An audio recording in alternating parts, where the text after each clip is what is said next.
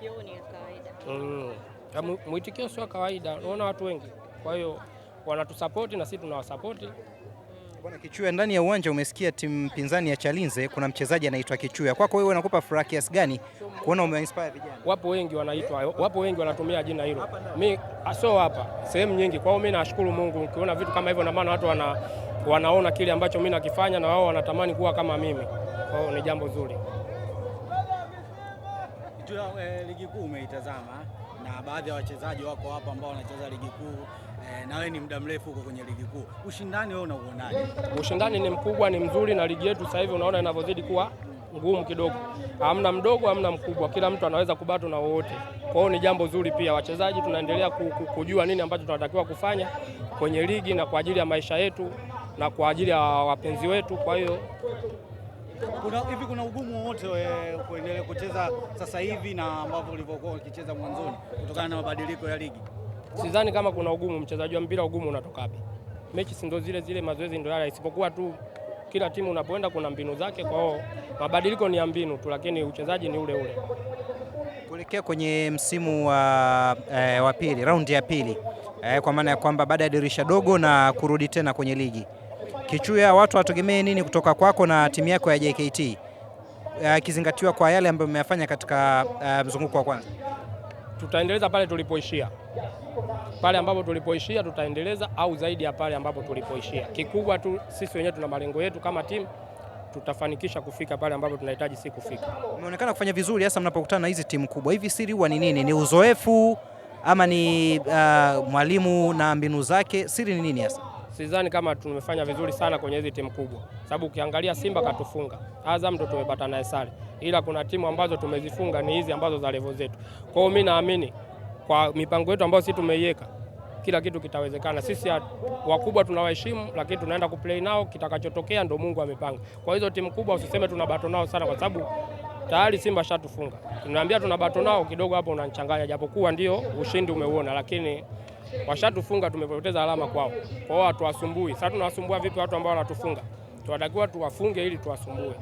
Yaani unasema unaenda kupambana, unapigwa, afu unasema nimepambana, afu umepigwa. Hata kama umeonyesha kiwango bora. Hata kama umeonyesha kiwango bora. Sasa kama umeonyesha kiwango bora si ushinde. Kwa hiyo iko kiwango bora kinaendana na ushindi. Sawa, ndio tunajivunia, tunacheza vizuri, lakini ukicheza vizuri alama 3 ndio kila kitu. Sababu unaweza ukacheza vizuri afu ushindi. Nani yake ni nini? Utaambiwa wale bwana wanacheza tu, hawana makali. Kwa hiyo si timu yetu ni hatari kama ambavyo unavyotuona. Tukikutana na wale level zetu tunapambana ili kupata alama 3, na wale wakubwa pia tunawaheshimu, ila tunaenda kupambana kwa ajili ya alama 3. Kwa hiyo chochote kinachotokea ndio Mungu amepanga. Tunajipanga kwa kama ambao zilivyotokea zile mechi, kwa sababu hata kwenye mechi za wadogo zetu pia tulipoteza nyingine. Kwa hiyo tulipoishia tunaboresha ili tuendelee kuwa bora zaidi, na walimu wanajua wapi kuanzia na wapi tutamalizia. Kichuya, wewe umecheza michuano ya kimataifa, na watu wanapotaka kupata neno ama uzoefu kuhusiana na michuano ya kimataifa, kwako hii inaweza ikawa ni sehemu poa. Kwa namna unavyoona wakilishi wote wanne wa Tanzania kwenye michuano ya kimataifa, nafasi yao katika kuwakilisha nchi iko vipi hasa? Bado kubwa, kwa sababu mtu anaweza akaqualify kwa pointi 9, yote si inawezekana. Kwa hiyo hamna aliyepoteza mpaka sasa hivi. Kupoteza mwanzo sio ndio umepoteza kila kitu, japo wameenda wengine ambao wameenda tofauti, wameenda nje na malengo yao, lakini mimi naamini bado tuna nafasi kubwa kwa timu zetu za Tanzania zote. Yaani bado tuna nafasi kubwa za kuqualify kwenda tena hatua zinazofuata, ili tuendelee kuwa bora, watu wajue kwamba kumbe Tanzania pia tunaweza tukiamua kufanya chochote. Licha ya kupoteza hata mechi mbili kama kwa timu yako ambayo mwe kuchezea zamani Simba, wanaweza kwa sababu si mechi mbili wamepoteza. Alama ngapi hizo? 6. Zibaki mechi ngapi? Mechi 4 kwenye pointi 3 ina 12. Haja qualify hapo. Sasa nafasi bado ipo. Azam ana pointi ngapi? 1.